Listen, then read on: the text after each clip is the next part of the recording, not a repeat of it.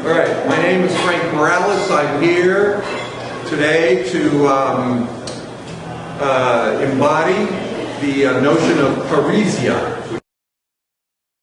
which is a Greek term which has to do with bold speech for the common good. So the idea is that parrhesia is a form of speech which is uncensored, undeleted, unedited, and most importantly is free of ego. In other words, the fearless speaker is manifesting oneself as a vehicle for a truth that comes through them.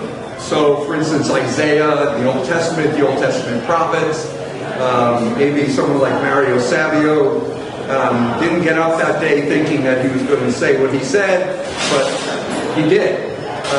So these are the notions of what parrhesia stands for. It's also a fundamental aspect of democracy in ancient Greece, which is where the term comes from. Some would say the birthplace of democracy. This form of speech was very much central to the origins of democracy. Jesus, who was a Mediterranean peasant, Jewish Mediterranean peasant, when he and his dad would go to work in Sepphoris or Tiberia, which was nearby where they lived, he would go to the Greek theater that was located in Tiberias, and probably there picked up the notion of hypocrite, because hypocrite is not something that the Aramaic, which is what Jesus spoke, would not have used that word.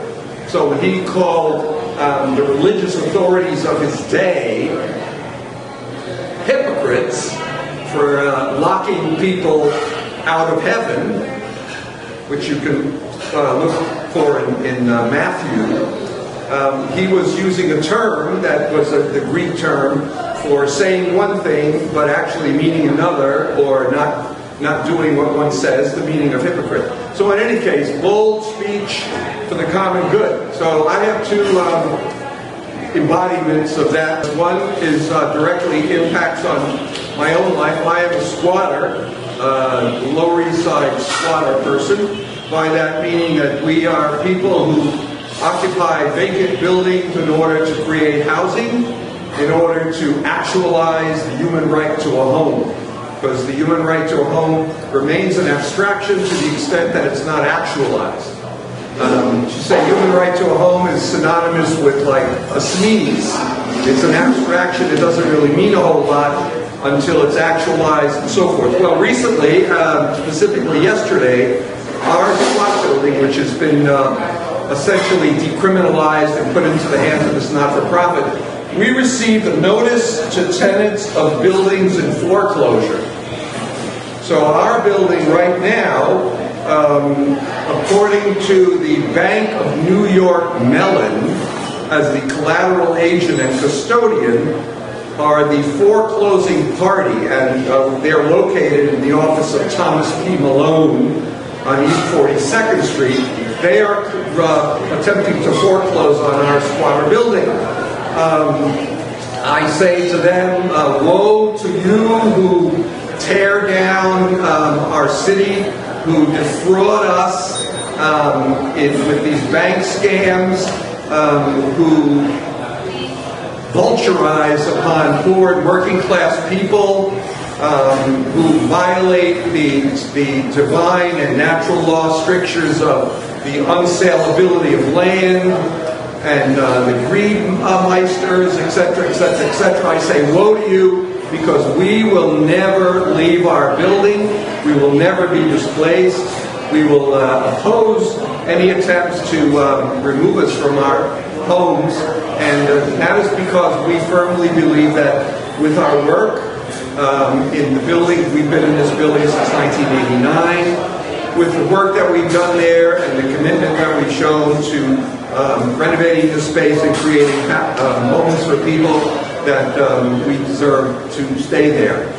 So along the lines of squatting, I would just like to advocate that we as individuals and as collectives, we come together and we identify vacant buildings and vacant housing in New York, also identifying vacant commercial structures and occupy them through direct action.